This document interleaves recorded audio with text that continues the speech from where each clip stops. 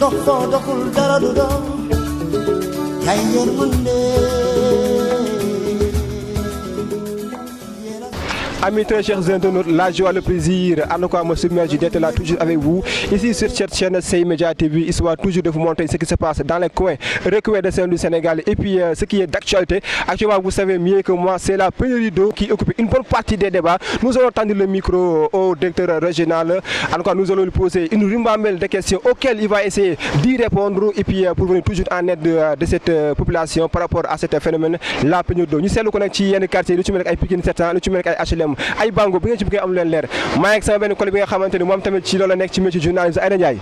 Malaysia. Mara ça va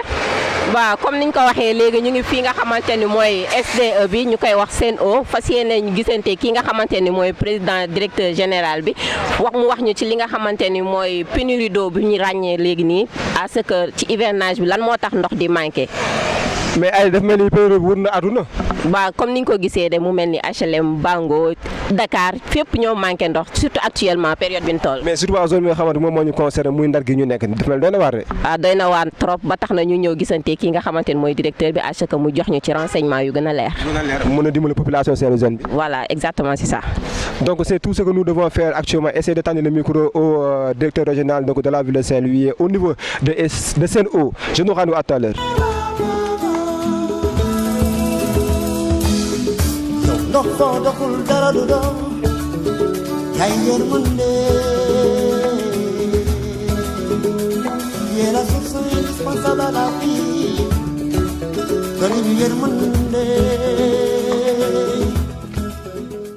Amis très chers internautes, donc bienvenue encore cette fois-ci sur la chaîne C-Media TV. Donc comme nous l'avons dit, donc vous êtes dans votre émission donc 30 000 populations, mais ça va être juste un extrait de cette émission donc comme 30 000 heures de durée, mais dans notre cas qui a maintenu monsieur le directeur donc au niveau de Saint-Louis, je dirais monsieur directeur général de la ville de Saint-Louis, na kenn ku nekk xam nañ ce qui occupe actuellement donc les réseaux sociaux wala ce qui est en tout cas ce qui se prononce actuellement sur le bout des lèvres, c'est la pénurie d'eau au niveau de Saint-Louis Sénégal. Donc naka noonu tey ñu toog ak ki nga xam te moom monsieur le directeur donc de la ville de Saint-Louis. Donc xanaa di ko remercier si sa disponibilité d'abord parce que fekk na nga sànq mi def émission au niveau dans une radio de la place ñu fekk kat ba nga ko waxee dañ lay invité ay jeunes yu toll ñun mu ni am naa disponibilité naa am humilité simplicité donc recevoir leen te mën na ko si bañ a fekk donc monsieur le directeur ci loolu ñu ngi si remercier waaye ma toog ak ki nga xamante moom mooy sama collègue donc ci mbir mi muy le métier du journalisme Aïda maa ngi lay ziar. delloo ziar Mara waaw comme ni nga ko waxee rek ñu ngi toog ki nga xamante ne mooy directeur général bu Sen'Eau ñu gën ko xam ci SDE fas yéene ñëw waxtaan ak moom ci li nga xamante ni moom la population bi di jànkonteel muy manque d'eau bi à ce que mu gën ñu ci jox ay tegtal yu leer ñu gën a xam lu mu doon daal. dina éclairer la lanterne des populations si seen émission encore seen chaîne C-Media TV xanaa di jox kàddu ki nga xam ne monsieur le directeur mu nuyoog à nos très chers internautes. waaw jërëjëf Mara maa ngi lay nuyu di la ziar di nuyu également Aïda. di nuyu également mbooleem seeni abonnés à votre chaîne donc di leen ziar lu bari di def une petite précision rek que ni c'est le directeur régional de la Sen'Eau à Saint-Louis qui vous parle hein? Donc voilà donc c'est pas le directeur général mais c'est plutôt le directeur régional donc voilà. C'est le directeur donc régional donc de la ville de Saint-Louis ci côté Sen'Eau xanaa moo bàyyi nga wéyal sa premier laaj ci. waaw Mara comme ni ma la ko waxee woon nag ñu fas yéene laaj ko li nga xamante ni mooy pourquoi Sen'Eau pourquoi moowu Sen'Eau ñu dindi SDE bi ñëw def fi Sen'Eau. waaw Aïda loolu dinaa sawar trop ci tontu laaj bu am solo boobu damay def un peu d'histoire wax ci 1996 foofu la yëpp mbir yi démarré ndax. boobu la état du Sénégal jël ce qu'on appelle la réforme de première génération ndax avant ndoxu Sénégal moo ko yoraloon boppam à 100% ci benn société bu ñu tuddee SONES 2E bi ñu demee ba 1996 bi ñu analyser la situation et les problématiques qui se posaient dans le domaine de l'hydraulique état Sénégal daan ne dafa soxla ñu saytuwaat mbir mi ni muy doxee. ngir gën ko yombal doxalin bi donc ci boobu ci lañ def benn réforme boo xam ni dafa diviser secteur bi en 3 parties daanaka ñu créer benn société bu tudd SONES ñu jox ko lépp loo xam ni mooy wàllu gérer patrimoine bi ak di ko développer créer benn société bu tudd ONAS mu yore tout ce qui est eau d'assainissement créé également benn société boo xam ni moom la ñuy tuddee la société d'exploitation des eaux mu tuddoon SDE à l'époque état joxoon ko lu ñuy wax un contrat d'affermage boobu en 1996 daf doon durer pour une période de 10 ans donc waroon jeex en 2006 bi ñu état bi càmbaree mbir yi daan ne gis na ni mën nañu renouveler contrat bi donc ci loolu lañ doon def ay plusieurs renouvellements ba egsi en 2019 état bi bien avant 2019 daal di gis ni léegi dafay jaadu naam SDE mi ngi doon def liggéey mais dafay jaadu ñu xoolaat ci àdduna bi sociétés yi nga xam ne ñooy wër yëngu ci wàllu ndox kan moo ñu gën a mën a présenter offre boo xamante ni mooy gën ci état bi gën ci sénégalais yi donc ci noonu ci la Suez répondre ci appel d'offre boobu daal di proposer un prix que l'État a jugé meilleur pour le Sénégal ci lañ jëlee Suez mu daal di gagner ce qu'on appelle l'exploitation du service de l'eau potable en milieu urbain. Suez bi mu ko gagné état bi dafa bokkoon ci critères yi mu defoon ci appel d'offre bi mooy que ni société bi koy gagné même bu fekkee c'est une société multinationale il faut nécessairement que ñu am une société de droit sénégalaise.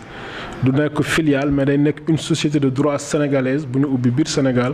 moom mooy yor wàllu ndox mi loolu moo indi bi Suez jëlee gagné mbir mi mu créé société daal di koy tuddee Sen'Eau comme pour dire seen ndox voilà donc en quelque sorte loolu moo indi Sen'Eau. sa biir wax nee nga problématique bi nga xam dafa amoon xëy na ci ñu seetlu ko ci SDE mais boo jàppee ni bu ñu jógee ci SDE ñëw Sen'Eau exactement boo ko doon analyser tey nga jàpp ni c'est à peu près la même chose ci côté coupure daa ci ñëw léegi. en fait différence bi du foofu nga koy analyser te ensuite quand bi may wax léegi problématique c'était la problématique qui se posait en 96 boobu dafa amoon ay jafe-jafe yu tar yu amoon ci wàllu ndox mi bu ñu gis ni il fallait que ñu xoolaat un peu société bi ko yoroon nan lañ koy tëggaatee mais soo gisee changement entre Sen'Eau ak SDE foofu li fa sénégalais yi di gagné pour ma joxe exemple bu terre à terre mi ngi mel ni nit ku am toolam am benn surga muy fay surga bi weer wu ne 10 000 francs mu dem ba jëmmi jamono daal di woowaat xale yi nekk ci kuréel gi yëpp daan na leen man damaa am tool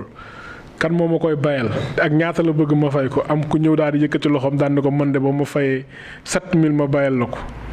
mu daan ne ko doon fay 10 000 kon nag yow da ngay bàyyi gis naa lu gën a yomb donc 3000 yooyu nekk ci diggante bi état bi daan ne 3000 yooyu donc mu koy jëlaat delloowaat ko ci secteur bi ngir secteur bi gën a dox ci anam yu gën a rafete ngir mu mën a defaraat ay jumtukaay yu bees ngir que mu mën a defaraat réseau yi pour que secteur bi gën a développé donc noonu ngay comprendre un peu la différence entre Sen'Eau ak SDE pourquoi Sen'Eau ñëw am une meilleure offre par rapport ak SDE. mais ba tey ba ñu dugg si avant sama dernière question maanaam mooy yow dafa mel ni ba tey Sénégal yi li ñu gën a mii moom mooy SDE ba tey Sen'Eau bi wala communication moo xaw may ko lu non du problème mu communication sax dafa di ne problème mu ànd bu yàgg la ndax 96 ba 2019 quand même ay at la donc loolu romb na ñaar fukki at ak lu topp donc loolu mooy waral nit ñi dañuy dem ba seen làmmiñ dafay xaw a di fattu di damm parfois ci SDE bi ñun ñi sax léeg-léeg daf ñuy dal ñu wax ba yàgg ne SDE mais loolu avec le temps c'est des choses qui vont se rétablir. c'est que population bi ñoom xamuñu woon la pourquoi Sen'Eau bi ñëw ñu bëri dañ doon gis ne peut-être dañu jaay SDE moo tax ñu tuddee ko Sen'Eau du genre loo mën a wax loolu ci population bi. waaw loolu moom laa wax léegi nii ma ni état bi dafa am kum doon liggéeyloo mu dem ba ci biir daan na dama bëgg a xool kan moo ma gën a mën a liggéeyal ci anam yu gën a rafet te li ma koy fay gën a yomb. noonu lañ defee appel d'offre bi ñu defee appel d'offre SDE dafa concourir soumettre offre am Suez soumettre offre am Veolia soumettre offre am ñett yooyu yëpp bi ñu gisee dañ gis ni Suez moo ci gën offre ci ni ko ay état bi xayma bi mu gisee ni Suez moo ci gën offre mu daan ne donc léegi ndox mi dama koy dénk Suez loolu rek la du leneen. mais dañuy ñëw xanaa ci laaj yi nga xamante mooy concerné surtout population bi ñu seetlu ñu tey jii jafe-jafe ndox am na ci un peu partout dans les pays Dakar mais comme fi mu ñu concerné Saint-Louis Sénégal loolu mbir moom bala ñu dugg si yeneen laaj yi naka nga ko jàngatee ak yow pour la loolaatee la nga yaakaar ci loolu tënku. waaw balaa may ñëw ci tontu ci laaj bi ci anam yi mu gën a leere damay expliquer d'abord fii ci Saint-Louis nan la ñuy def ba ndox mi egg ci këru nit ñi. D'abord ndox mi ñu ngi koy jëlee ci réserve d'eau douce de Bango mooy dex bi nekk Bango foofu am nañ fa ndox moo xamante ni macha allah bari na bari waaye boo xamante ni dana mën a saafara lu bari donc ñun foofu la ñuy jëlee ndox mi bu ndox mi jógee foofu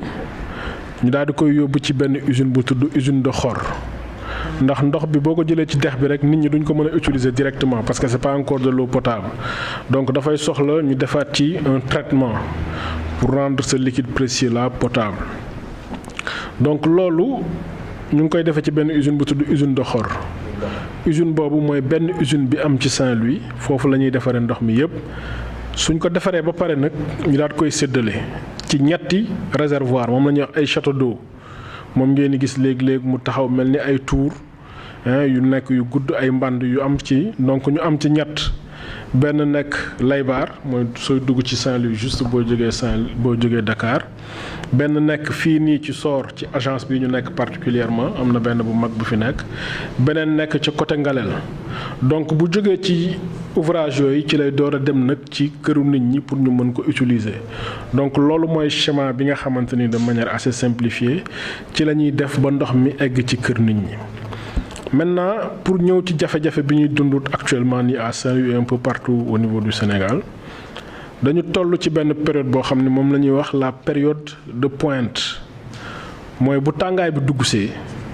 sàmbeen yeeg siiseen yeeg yi daawul laal ndox dañuy commencer paccax bi ba tax na bon ça c'est un peu caricatural hein, mais pour dire que ça c'est partout dans le monde en période de chaleur la demande en eau est quasiment multipliée par 1,3 par rapport à la période fraîche donc loolu mooy waral nit ñi li ñuy soxla ci ndox dafay gën a bari parce que tàngaay moom da ngay boole di ñaq di def yu nekk nga bëgg di sangu voilà bëgg di fóot sa yére di raxas parce que da ngay gën a soxla ndox bu bari donc loolu mooy waral bu ñu eggee ci période bii nii ñiy soxlaandoo dafay bari te daanaka ci même instant yi lañ koy soxla. loolu bu amee nag su fekkente ni li ñu soxla ak yow li nga mën a joxe ci ndox méngoowuñu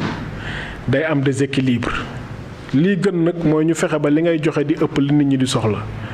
bu boobaa déséquilibre day nekk un déséquilibre positif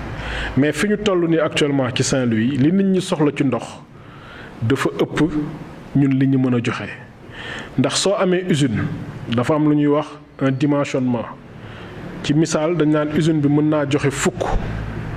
bu nit ñi soxlaa fukk ak juróom problème day am ndax yow fukk rek nga mën a joxe loolu mooy expliquer un peu pourquoi ñuy dund ces moments de tension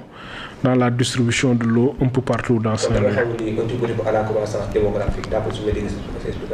waaw parce que effectivement mën nga ko boole ak croissance démographique parce que buñ nee soxla ndox buñ nee besoin en eau nit ñi ñooy soxla ndox donc nit ñi bu ñu yokkoo li ñuy soxla ci ndox dafay yokk su ma jëlee exemple yu terre à terre sur Saint-Louis depuis 2016 ak léegi su may xool ci wàllu abonné mooy clients yi ñu am ñi nga xam ne dañoo am branchement yokk nañ ci lim bu toll ci 4000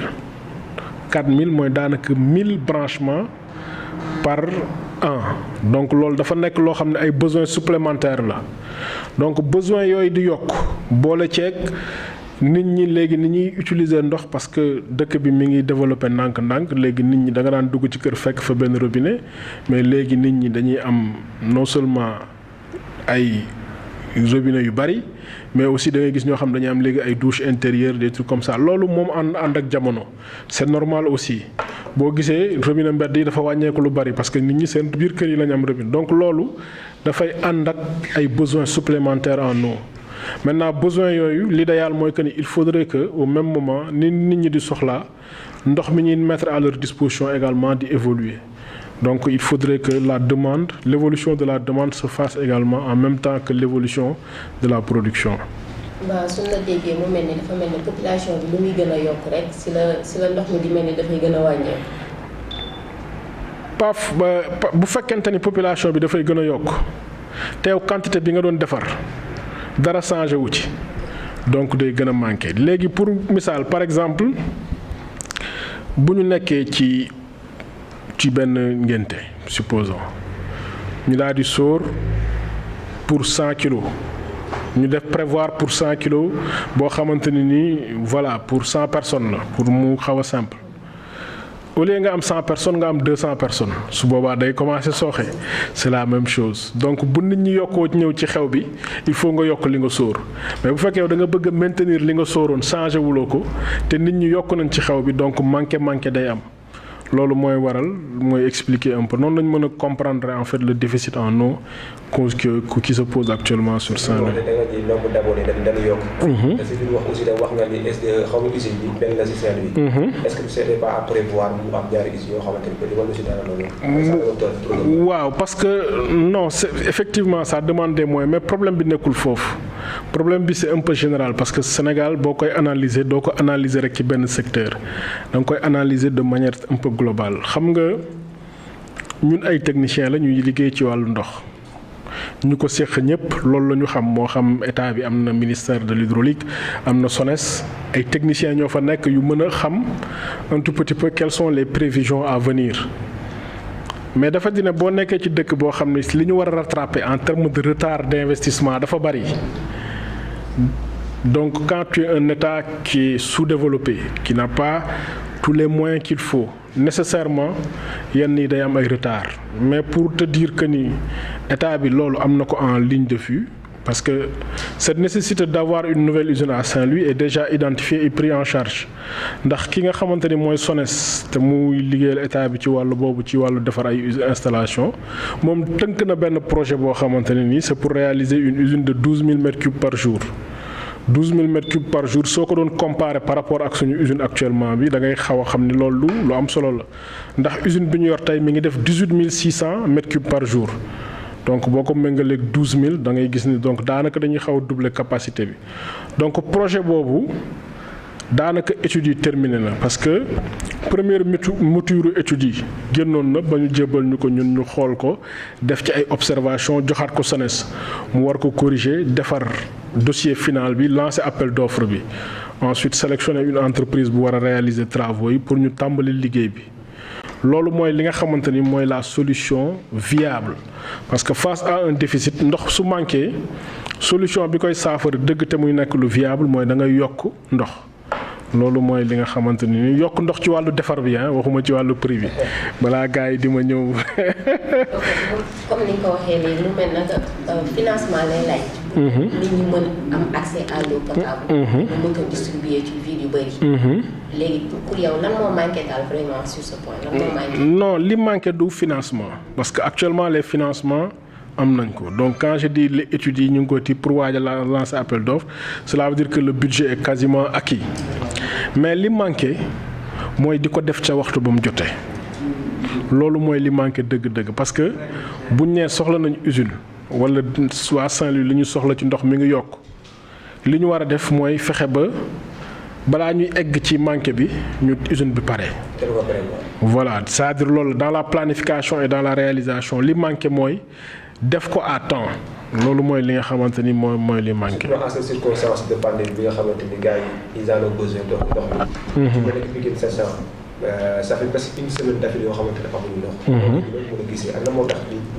yenn quartier yi am yenn quartier yi lu ci mel que Pikine 700. nekk ay HLM récemment baa nga amoon na problème boobu aussi tamit ci côté ndox. nekk ay problème sanitaire ci loolu te boobu tëbale ci point yi lan moo ci wax. bon il faut dire que gis nga am ndox jotewul ak dara Covid nit am ndox Covid ak ou pas Covid nit dafa war a am ndox dafa bokk ci li ñuy wax les besoins primitifs li nit war a am pour dund donc yooyu. rawatina nag boo nekkee ci période Covid comme on le dit nga xamante ni docteurs yi dañuy wax il faut que ngeen yi respecter les mesures barrières te bokk na ci di nettoyer loxo yeeg yooyu donc loolu dafay gën a jaadu wane ni rek am na yoo xamante ne nii ce sont les besoins primaires yi doomu aadama war di matale saa su nekk. maintenant soo jëlee comme ni ma ko waxee Bango parce que Bango sax problème bi c'est dans une moindre mesure par rapport à Pikine parce que côté yi gën a touché mooy Pikine un peu HLM nooy zone yi nga xam ne ñoo gën a impacté wu par rapport ak manque d'eau bi te Pikine du zone yëpp ñooy toog pendant très longtemps du ñu am ndox parce que une semaine sans eau sax c'est-à-dire peut-être que ndox mi ni muy ñëwee moom moo dul. Voilà c'est très faible. loolu li koy waral mooy xam nga boo demee dans le domaine de l'hydraulique boo jëlee réseau dañuy wax ce qu'on appelle les zones qui sont en bout de réseau dañu cate ñoom ñoo mujj ci réseau bi am ay zones yi nga xamante ni moom la ñuy wax c'est des zones à topographie élevée c'est-à-dire ñooñu dañu xaw a nekk ci montagne tuuti dañu xaw a kawe par rapport à d'autres zones te ndox moom dafa xaw a tayal su ñëwee ki ko gën a jege fa lay dem bu paree ci ki ko gën a jege kooku bu jëlee ba doyal li des mu continuer ak moom ba fa mu yem bu gisee tamit ñaar ñoo xamante ni kii moo gën a kawe kii gën a suufe day dem ci ki gën a suufe ba pare Pikine bokk na ci problème yi indi loolu mooy que ni dañu nekk en bout de réseau parce que Pikine château d'eau bi koy jox ndox mooy Laybar mooy château d'eau bi ñu defar en 2016 te bout de réseau bi mooy fi mu yem Laybar fi mu yem mooy Pikine ndoxu Laybar du ñëw ba fii Pikine la yem. ba pare Pikine am ndox mais ñoom li ñuy soxla ci ndox moo bari moo tax derrière bu production bi bariwul rek dañuy am ay jafe-jafe donc loolu mooy li nga xamante ni mooy explication bi yeneen partie yi nga xam ne mooy HLM ak yooyu balaa may ñëw ci HLM Pikine tam am na beneen problème bu fa am. xam nga Pikine c'est une zone qui est irrégulière actuellement sax dañuy wax Pikine normalement soo xoolee yenn zone yu bari lotissement bi jaarul yoon. te soo jëlee réseau hydraulique comme réseau routier wala leneen loo mënti jël dafa am ay normes en termes d'installation et de pose yoo xam ne su ko amul efficacité réseau bi ci wàllu ndox mi ni mu fay dawee mën na indi ay jafe-jafe donc usine Pikine aussi bokk na ci yenn jafe-jafe yi mooy que ni tuyaux yi pour nga mën ko tàllal mu jub dem rek day jafe des fois da ngay jàdd dugg ci ay ruq yoo xamante ne nii voilà du yombal circulation hydraulique bi loolu bokk na un tout petit peu ci jafe mais du lu ci gën a am solo parce que jafe-jafe fondamental bi mooy que ni li ñuy defar ci ndox moo doyul li ñuy defar ci ndox bu doyee rek malgré que am nañ ces problématiques d'être en bout de réseau malgré qu'ils sont dans une zone à topographie un peu élevé par rapport à d'autres dinañ am ndox donc problème fondamental bi mooy que ni ndox bi moo doyul trop. est-ce que vous restructurez donc secteur réseau lu ci mel ay HLM ak comme d'après li nga wax nii. waaw HLM fondamentalement balaa ngay def mën nga def restructuration mën nga def renforcement de réseau mais comme je dis actuellement problématique bi ñu am c'est pas du problématique gu distribution ak circulation c'est plus un déficit de la production parce que su ma ñëwoon également ma tëral ay tuyaux yu normal te ndox amul tamit dañuy manqué ndox mi ngi mel ni tey jii ma defar réseau bu normal ma xëy rek usine bi taxaw loolu lan lañ mën a defati ci réseau ba nit ñi am ndox tant que dugaloo ndox ci réseau bi nit ñi duñ ko mën a am donc loolu mooy un peu la spécificité de certaines zones quoi. aussi en tant que citoyen. manqué ndox bi yan jafe-jafe la mën a jural population yow lan nga ci xam. non loolu kay je pense que manque ndox moom ci dund bi lay ñëw directement parce que nit mënuloo dund sans ndox comme ni ma ko waxee jafe-jafe yi ci njëkk mooy bokk na ci wàllu set ci wàllu li ngay soxla pour yenn yi donc loolu lépp dafa nekk ay problématiques yoo xamante ne ni day indi ay jafe-jafe loolu on est parfaitement d'accord là-dessus parce que ci sama tàmbali wax naa ndox dafa bokk ci besoin primitif bi c'est vital nit mënuloo dund sans ndox l'eau est la base de toute vie. donc nit da ngay soxla ndox quel que soit alpha epsilon. est-ce que mën nga expliquer ci branchement social. branchement social mooy branchement yi nga xamante ne nii nguur gi état du Sénégal moom moo koy may population yi en passant par la SONES mooy branchement boo xam ne état bi moom moo la koy fayal ndax branchement ñaar moo am mooy yow da nga soxla ndox nga ni man damaa soxla ndox yor naa xaalis nga dem fay. ñu indil la branchement wala nga daan ne man néew di doole la mënuma am fayal sama bopp branchement état bi di def ay programme chaque année daan ne may naa ay branchement yu toll ci lim bi donc nit ñi nga xamante ni dañoo dëkk ci ay kër mën nañ dem souscrire à ces branchements là pour mën accéder à l'eau potable loolu aussi dama ciy taxaw tuuti ndax soo xoolee li gën a yokk déficit bi xam nga déficit dañ naan soxla nit ñi ñoo yokk par rapport ak production bi loolu aussi boo xoolee état bi dafa def ay efforts yu bari ci biir Saint-Louis effort yu bëree bëri ci biir Saint-Louis ndax lim fi réalisé ci ay branchement moom laa lay wax léegi nii diggante 2016 ak léegi daanaka 4000 branchements loolu dafa bëri. li mu réalisé aussi ci ay tuyaux yu ñu tëral pour que nit ñi nga xam dañoo tabax ci yenn partie sanc yu bees yeeg yooyu mën a jotee daf cee def lu bari daanaka lu toll ci 37 kilomètres de réseau yu ñu tëral te saay boo yokkee réseau wala branchement rek yow jàppal ni yokk nga une demande supplémentaire donc loolu aussi baax nañu boole ko ci branchement sociaux yi mais branchement sociaux daal encore une fois mooy yi nga xamante ni état bi moo koy maye ay programme la nag danaan ren par exemple pour tout le Sénégal may naa 15 000 branchements sociaux pour benn temps donc Sénégal yëpp du ñu ubbi daan ni wax ne nit ñi nekk ci les abonnés domestiques mën nañ dem demander branchement social donc sur tout le Sénégal nit ñi di souscrire ñu leen réaliser gratuitement. Selon vous yan solution structurelle nga gis pour que ñu mën a mettre en évidence ndox mi à ce que population bi yëpp di si jot. waaw la solution structurelle face à un déficit c'est de faire de nouvelles ouvrages de production. da ngay defar ay installation yu bees yoo xamante ni ñoom ñooy defar ndox mi loolu mooy la première solution structurelle et c'est la seule alternative d'ailleurs. Maintenant les solutions conjoncturelles yi nga xamante ni ñun moom la ñuy déployer dafa di ne solution yoo xamante ni dañuy fexe ba du am ay quartiers yu toog 24 heures sans am ndox loolu la ñuy jéem a fexe. Chaque jour nekk ci réseau bi di def ay manœuvres de vanne di tëj fii di ubbi fii di tëjaat fële di ubbi fële pour que du am ay quartiers yoo xam ne dañuy toog ay waxtu yu bari te duñu am ndox parce que aussi loolu dafay bokk ci li nga xamante ni mooy gën a tax nit ñi mën a supporter déficit bi mais bu fekkee benn zone rek moo koy yëg loolu day xaw a metti. monsieur Dede daa mel ni si jeexatale émission bi su ñu laaj sa dernier mot tëj ben c'est déjà comme ni ma ko waxee ci tàmbali bi remercier leen ci occasion bi ngeen ma jox pour ma mën a expliquer un peu population saint-louisienne bi tolluwaay bi ñu nekk ak jafe-jafe yi ñuy dund ci wàllu ndox. beneen bi aussi day nekk lancer un appel à l'endroit de la population ginnaaw bi ma leen jaajëfalee seen compréhension parce que quoi qu'on puisse dire gis nañ ni Saint-Louisiens yi ñu am compréhension lañ parce que nous comprenons la frustration parce que ñoom ak ñun dañu séq ñu defal leen benn service bi mooy jox leen ndox te ñu war ko am 24 heures sur 24 donc suñ ko amul c'est normal que ñu am dans une certaine mesure une certaine colère mais ba fii damay gis ni c'est une colère qui s'exprime mais de manière responsable donc dañ leen remercier ci compréhension boobu te di leen wax ni guddi ak bëccëg suñu yitte yépp mooy fexe ba ñoom ñu am ndox ba tax na ci biir usines yi moo xam ci réseau bi tout le temps agent yaa ngi ci terrain bi di xool nan lañ mën a def ba nit ñi gën a am ndox ci anam yi mu gën a mën a kii donc li may terminer foofu rek mooy encore wax nit ñi daal dafay am solo trop surtout ñi nga xam dañoo nekk ci zone yi nga xamante ne nii ñàkk ndox bi taru fa trop ndax seen position géographique bi ñu nekkee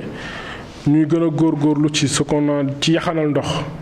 parce que loolu moom dafa nekk loo xam ne même bu fekkente ni ndox am na pour ñëpp sax et que yàq moom baaxul donc dañuy sensibiliser nit ñi sur des actes qui permettent de faire des économies d'eau sachant que man toq ndox bu ma yaxanal rek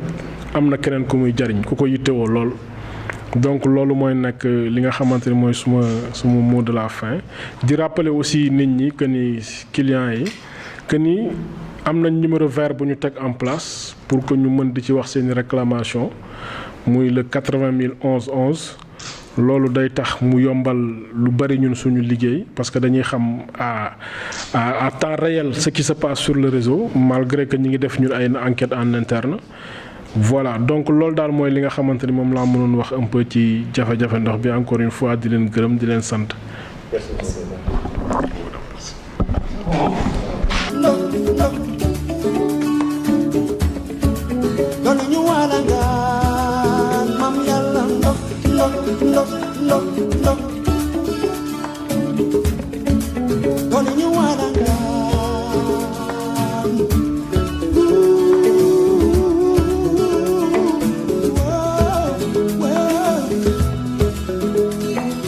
Sax sa ko solo ndox du dox